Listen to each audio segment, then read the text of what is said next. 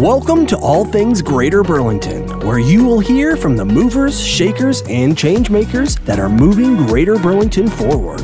Here is your host, Stephen Brody. Welcome to All Things Greater Burlington. I'm Stephen Brody. Chad Bird is the city manager for the City of Burlington, Iowa. Chad came on board in April of 2021, and before that served as the city manager in Decorah, Iowa for almost 10 years. And before that, city administrator for the city of Adel, Iowa, and then prior to that, the director of Parks and Recreation for the city of DeWitt, Iowa. Chad, thank you so much for coming in today. Yeah, thank you. Good to see you. My initial question would be, Chad Bird growing up, does he say to himself, when I grow up, Mom and Dad, I want to be a city manager? No, not so much.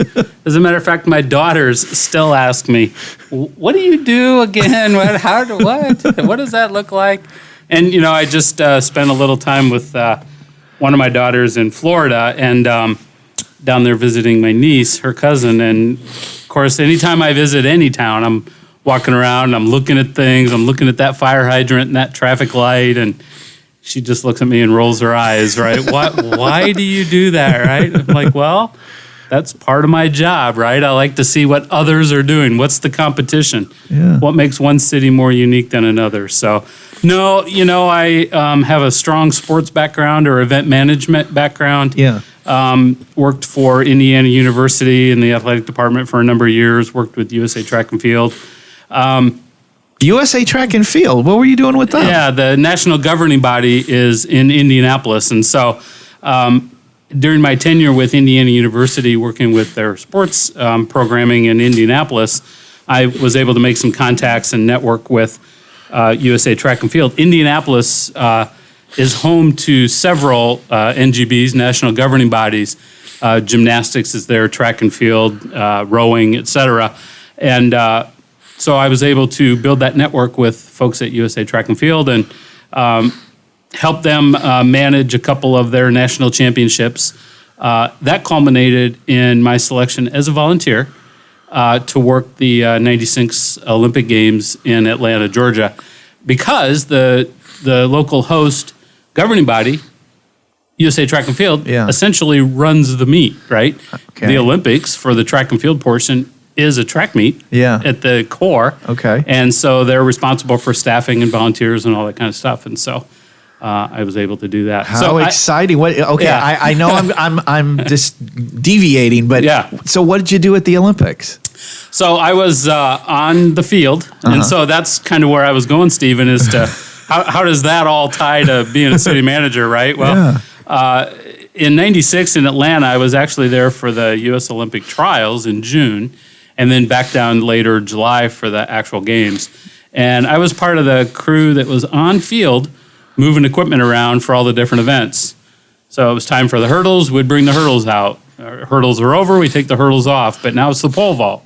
Bring out the pole vault.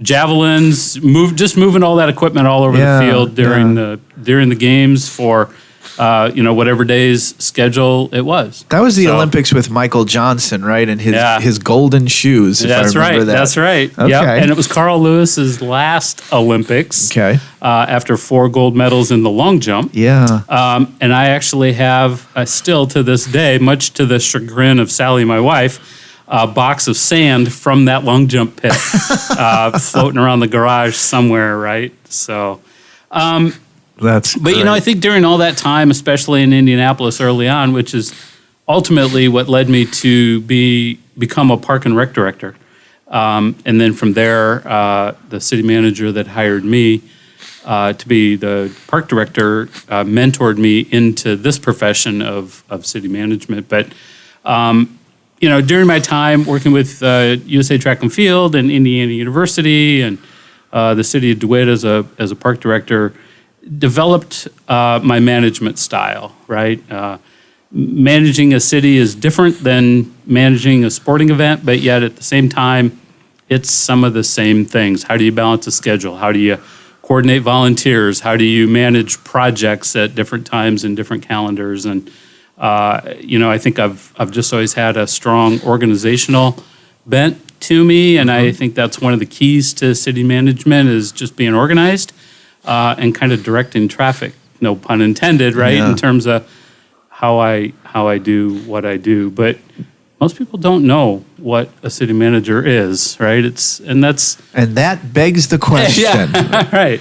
Yeah. So when you give your 30-second elevator speech, what does a city manager do?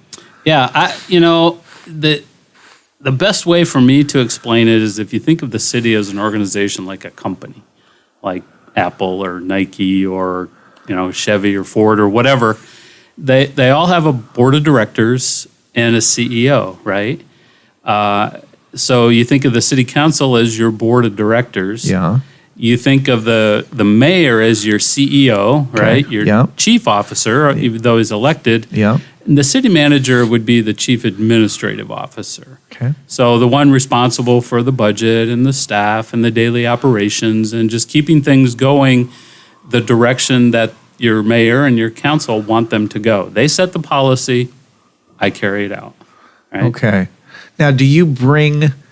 You have to bring suggestions, right? Right. So depending on scenarios or situations, I'll bring recommendations, whether it's for policy changes, we need to change the speed limit, or we need to install a school zone in this area or a crosswalk. Working with my staff in Parks and Rec or Public Works or the police department, we develop those policy recommendations and suggestions and bring them to the council for approval, for adoption of a policy or an ordinance if it's a law, like a speed zone or something like that. Mm-hmm. How much of what you do is originated through your office versus the city council giving a proposal, a suggestion, a recommendation to have you act upon? It can really depend on kind of the situation of the day or the mood of the public, if they see certain things. Not too long ago, there were some concerns about speeding through school zones, for example. So that's part of the reason it's on the top of my head, because we've just kind of gone through this a little bit. And so the council might get a flurry of phone calls, or they might talk to people at a school meeting or something where, the public is concerned about safety in school zones. And so the council might bring that back to staff and say, can you look at this? Does something need to be done? Is there excessive speeding? Are the school zones too long or too short or on the right time of days, and those types of things? Yeah. For example, the school zones in Burlington go till 5 o'clock. Well, 10 or 15 years ago, they went till 3 o'clock. Yeah. Right, in the afternoon. So we would look at that as staff. We would work with the police department, public safety, public works, our city engineer, our street department, and we'd develop recommendation. A lot of departments to talk to. Depending on the issue, Wow, right? yeah. Now, we have guidelines. We'll have federal highway or state DOT guidelines to look at for some guidance there, and then we can report back to the council and say, we think things are fine the way they are, or we think you might want to consider this change. What kind of a challenge do you have when it comes to being asked to do something and then go back? Do you feel like there's an obligation to say yes versus no? Yeah, that's a good question, and that can be a challenge sometimes, especially depending on the topic. But ultimately, and this really, I think, for me, I've been a city manager. I've been in the profession for 17 years. Gets at the heart of the profession. Professional management, and if you think of the alternative, when you have a council or you have elected officials, maybe in the role of city manager, they can be more at the whim of the political well-being or political whim of the community, rather. When you look at professional management or somebody in my role, it really is what's in the best interest of the city based on the desire of the council representing the constituents, right? But that's not to say that if the council wants this, it's my job to tell them what are the ramifications of their decision. If they vote for this, here's what might happen. If they don't vote for this or go with this policy, here's what might happen, right? Provide that advice, that guidance. Sometimes it's experience. Maybe I've seen it. You mentioned earlier, Stephen, that I've previously served in Decorah and Adel. Yeah. Maybe we've seen something happen or didn't quite work out in another city. You can draw from experience. I can draw from that experience. Or I can just call my colleagues in the next town over and say, are you doing this? Is this working? Are you not doing it? And provide that information to the elected officials so they can make the best decision for our constituents. Yeah, and that is a good point to make. So you have a good working relationship with other city managers that you could pick up the phone and they could do the same thing and ask certain questions. Absolutely, and we do it all the time. Yeah, and see how that works. Have you had situations, Chad, where, and you've done it, you said 17 years you've been in the biz, have you had situations where you gave a recommendation maybe against what the city council wanted and the city council went forward anyway? Yes, I have. Right? I mean, if you're in it long enough, I would think so. Right. Maybe one particular situation still kind of floats around a little bit from town to town is the idea of golf carts on city streets. Sure, right? Sure. And that issue's been around for a long time. There are provisions in state code that allow for golf carts on city streets in certain conditions, but the local governing body, the city council, must adopt certain rules then to make that happen. You can't just do it because there are provisions in state code. Well, there was a group of citizens in Adel that wanted golf carts on city streets.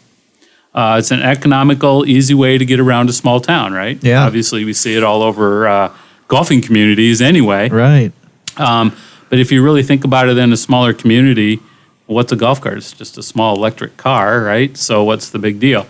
Well, in Adel, they really were kind of pushing this issue. And at first, the city council didn't want to do it because the thought is, well, you're just going to have a bunch of high school kids running around racing golf carts down Main Street kind of thing. But when you look at the state guidelines, they have to be licensed. You have to be a licensed driver. They have to have, adequate brakes and seatbelts and lights and, all those types of things. So we worked through all of that. And the city of Adel did adopt golf cart ordinance, allowing golf carts on certain streets, not all streets. You can't drive them down a state highway, even if it's in the middle of town, right? And it worked fairly well in Adel, smaller community, about 4,000 people. Yeah. Well, I get to Decorah, and the same issue comes up again. Okay. And based on my experience in Adel, I'm like, it's really not that bad. Right? Okay. I would recommend you do it. They can be environmentally sustainable. Again, it's just a small electric car, right? So I went through all of this and explained the ordinance that we had written in Adel and the state code and the provisions and all these things. But the city council in Decorah did not want to do it. They didn't want any part of it. And so they never adopted it during my time there. They didn't think that was something they wanted in their community. So, how do you avoid taking things personally? That's hard. That's been very hard for me. And it's just something that I've had to develop over the years that, I'm here to provide the best service and support for my community and my council. And the staff that we have. We do get those phone calls on the weekends. We do see the Facebook posts that, criticize a decision or an action. But I think I really look at it from my perspective. People don't know what you're thinking or what's in your heart, right? But I know that I really have the best interests of Burlington at heart. I'm here to make the community better.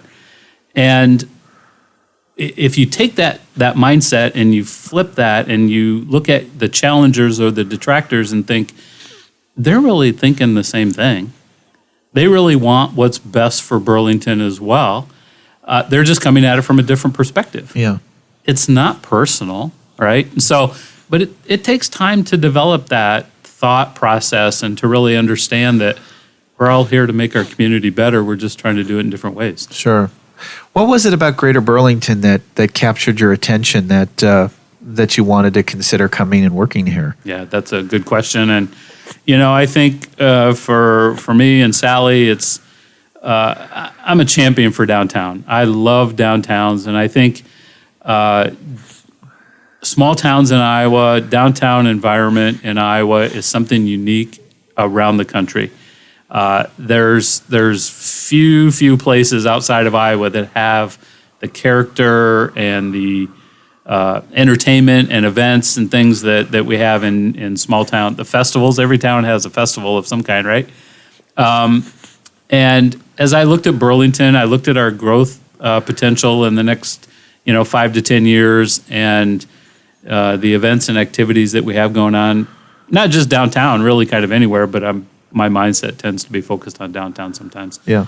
It was really attractive to me just to see the next level of events and activities, projects. I'm an infrastructure project kind of guy too.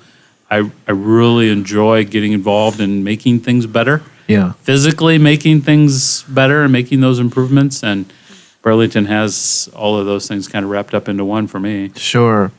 Now, at the time that we're recording this is in the spring of 2022, there is obviously a lot of activity going on downtown. There's a lot of construction work happening. How have you been able to navigate that in dealing with the construction that is taking place and trying to stay up to speed with the business owners and keep them abreast of what's going on? Mm-hmm. Well, I kind of go back to some earlier comments. How am I helping juggle schedules or directing traffic? Yes, right? yes. We have staff people engaged in various aspects of the projects.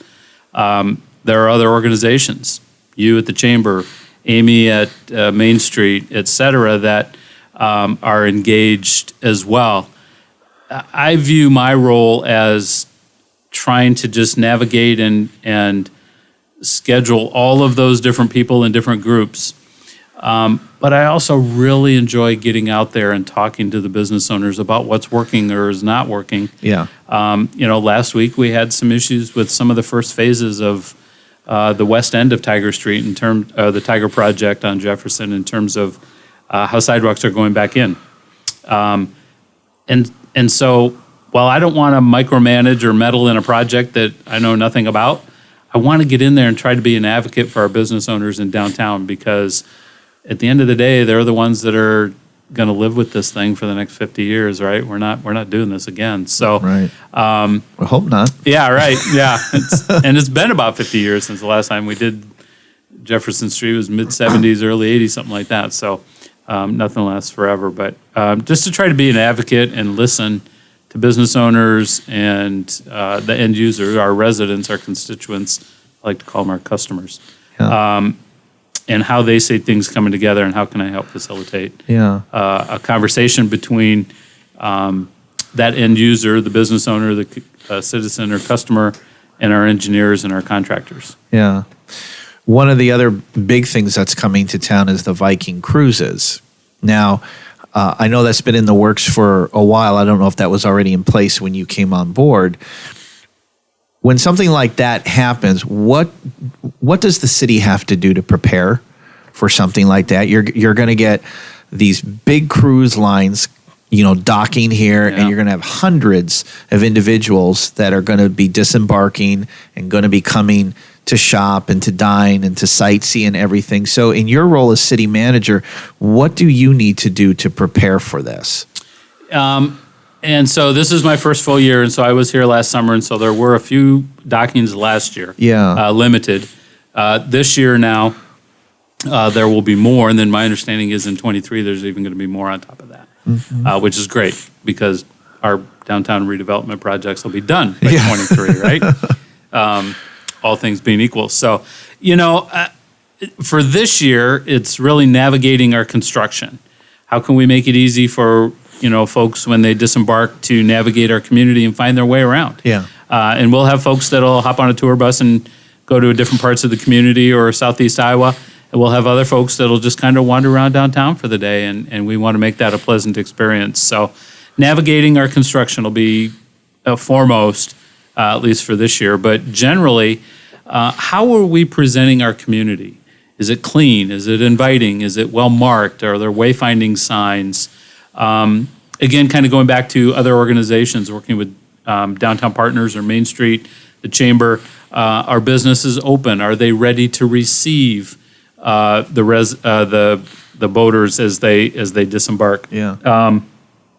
How can we make our community as inviting as possible?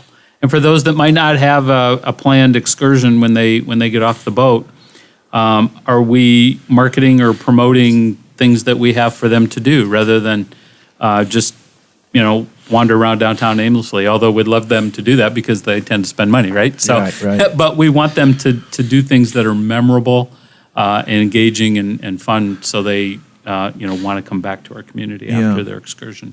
Well, and you've had some test runs with some other activities taking place along the riverfront. I know that because of the construction and parking issues, you had to adapt to that, and you were setting up shuttle services. Is that right? That's right. To try to help bring people. Yeah, through the Burlington Urban Shuttle, the bus system, which is our public transportation. Because parking lots are, kind of difficult right now. One of them doesn't even exist, although I think they're starting to put it back. We have 4 or 5 or 6 other parking spaces in the downtown area. So how can we remind folks that those spaces are available, they're convenient, they're right on the main thoroughfares through town, and then connect those to the venue site with the shuttle bus service. Yeah. And we've done that 3 or 4 times now. I rode one here about 3 weeks ago for a civic music event, and it was easy, convenient, no mess, no fuss, right? Yeah. It was great. So anything like that we can do with the resources we have available, let's do it. How do we make it convenient and easy so folks can get around? There can oftentimes be a lot of focus on what's going on along the riverfront, the downtown area, but there's a whole other part of Burlington as well, the whole Roosevelt corridor, Agency Street, that area. How are things going out there? Do you get much attention? Is there stuff that comes to your attention? How is that part of town doing? My understanding is it's doing fairly well. We're still seeing some growth and development. We have a restaurant that's changed hands, that's being redeveloped into something else. Prior to meeting with you today, I just came from a meeting on some redevelopment in that area that a local developer is working on. So there continues to be interest out there as well. We just completed a traffic light upgrade so that all the traffic lights on Roosevelt will be synchronized. They'll be interconnected via fiber optic. That's a big improvement too, and that'll all be for traffic flow and safety. Yeah. Is there anything that, and maybe you just answered it, is there anything that needs to be done out there that hasn't been done yet? Anything that's been brought to your attention? We have, and I've seen it, a 5-year US 61 study, needs assessment study. And other than 61 being 4-lane, which is the big push, right? Part of that study I think is interesting that I would really love to see us put a little more effort towards it. Right now, I'm not sure that there's any work being done on, is a pedestrian crossing on 61 over 34. Okay. Right now, that's really not a very safe condition. People walk it, and if you go up there, you'll see the footpaths, just on the side of the road in the grass. That's less than ideal. And this study talks about what that might take to either build a separate pedestrian bridge over 34 in the 61 corridor, or putting something on that bridge attached to addition to get folks from one side of 34 to the other in a pedestrian mindset. Yeah. Chad, is there such a thing as a typical day in the life of a city manager? Many, many years ago, I had a reporter call me one day and ask if she could just ride along.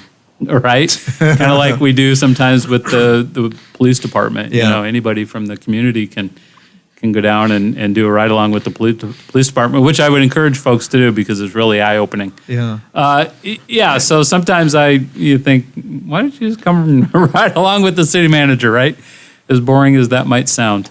No, there's not a typical day. My day today started with a couple of small staff meetings.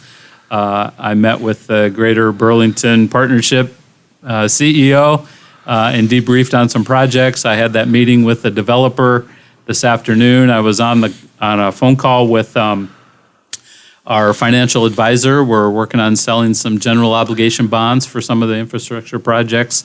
And so we're talking through what the market conditions are right now, which you can about imagine they're tough. Yeah. Right? Yeah. Markets were closed on Friday and they opened up today, starting to creep up a little bit. So it makes it difficult when we start to think about selling $9 million in city bonds, municipal bonds. So it can run that gamut, right, of some kind of financial discussion on bonds to, just some minor staffing issue what kind of changes do you have to think about, like with inflation when interest rates start going up? How does that change planning for? It does. Do we do this project and sell as many bonds, or do we defer a project and sell less bonds, if any bonds, because maybe inflation's taken that jump, right? We saw it go about 0.25% here a couple of weeks ago. Well, there's reasons for that, nationally, but how does that impact us locally in terms of what we're doing? So, right. We have a couple of sanitary sewer, storm sewer type projects that we're trying to work through with the EPA and the Iowa DNR. So some of those we have to do, but we also will have the ability to try to pull those back and put those on our own schedule if needed. What's happening in the markets right now might tell us that we need to take a break here for a year or two on some of those projects. Sure. So. And refresh my memory again. What is the form of government in Burlington? Because there's two forms of city government, right? So you can have a strong mayor, where the mayor is really kind of the city manager or city administrator. Yes. We have the council manager form of government, right? That's right. So while the council's in charge, they set the policy, they're the elected officials. The city manager really runs the day-to-day operations. Right, and that's Burlington. And that's Burlington, right? Okay, and you're comfortable with that setup? As I mentioned earlier, Stephen, having professional management takes the politics out of how many police do you have? Do you buy a new fire truck? Do you repave this street? Imagine if those were politically driven issues. And what kind of, we see it sometimes in smaller towns, right? The mayor's son's nephew was arrested by the police chief, and now the police chief's not the police chief anymore, and that kind of stuff. So having a council manager form of government can kind of smooth that out a little bit sometimes. Okay. Well, in the remaining time we have left, what else would you like to share with those listening about Burlington and Greater Burlington? A lot of times we hear that taxes are too high, or housing is unaffordable, or unattainable, and those types of things. And I've had the opportunity to live in several different communities, and every community is different, and it's all relative and it's all in context. But we have an incredible quality of life here compared to other communities even that I've lived in, and certainly other communities that I know of. Our taxes are not too high, but again, you get what you pay for, right? Yeah. We have amazing parks. We have, pools and the Recplex and a golf course and the riverfront and all these just amazing. We live in a great part of the state with wonderful quality of life, wonderful police department, good public safety, fire department. All those things come together to give us our quality of life. I think we have it pretty good here. Chad Bird, City Manager for Burlington, thank you so much for coming in today. thank you for the opportunity. Thank you so much for listening, and we will see you next time on All Things Greater Burlington.